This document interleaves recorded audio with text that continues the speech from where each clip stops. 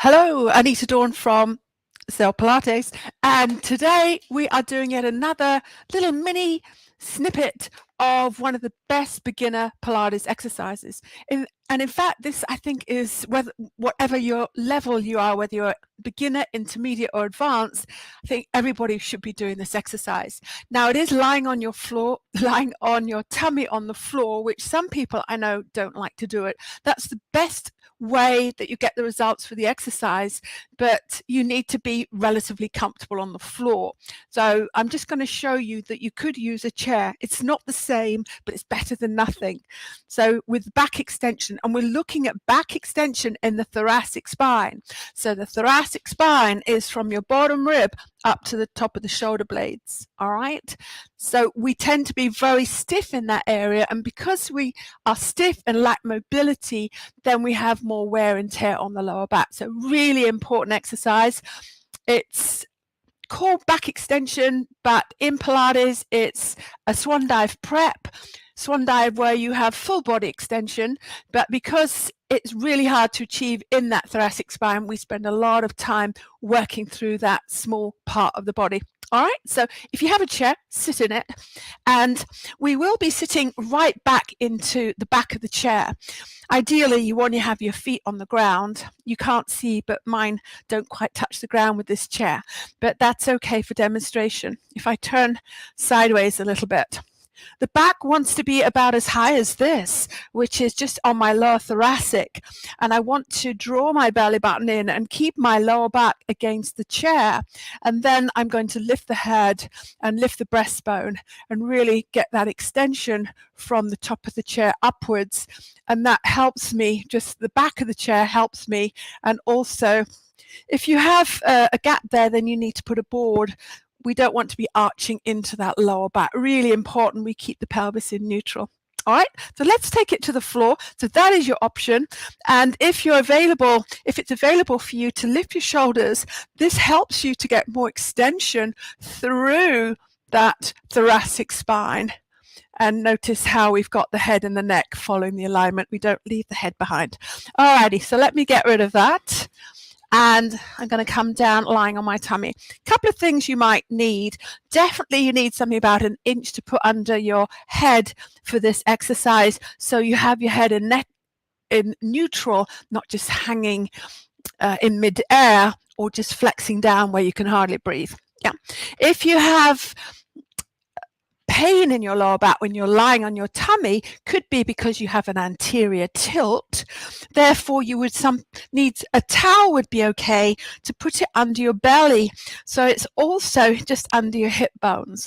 And that will bring your lumbar spine, lengthen through the lumbar spine and bring your pelvis into a very minute backward tilt and a little bit more comfort, because we do not want to feel it in the lower back at all.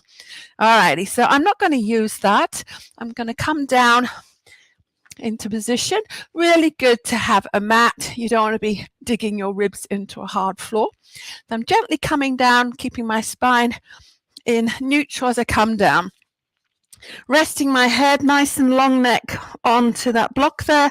Arms in a capital W. So just to show you that from looks like this, capital W, where I'm drawing the elbows down towards the hip bones. Yeah, and I have the forearms parallel. Yeah, I need cameras on the ceiling, don't I? All righty. So I'm going to engage the abdominals. I think we all need to engage those abdominals a little bit. Lift them away from the floor. Just low intensity, about 25% of max. And the same with the glutes, just tucking under a bit and feel that lumbar spine lengthen to stabilize the lumbar spine and to keep it out of the movement. Take note of feeling your rib cage. Can you feel your bottom rib on the mat there? So it'd be at the bottom of your bra catch for the guys, just underneath the heart rate monitor. Okay, so I'm going to pull my shoulder blades away from the ears into my back pockets. Relax the legs. You can let the heels drop open. I like to keep mine a little bit of energy in parallel. I'm going to brush the floor with my nose.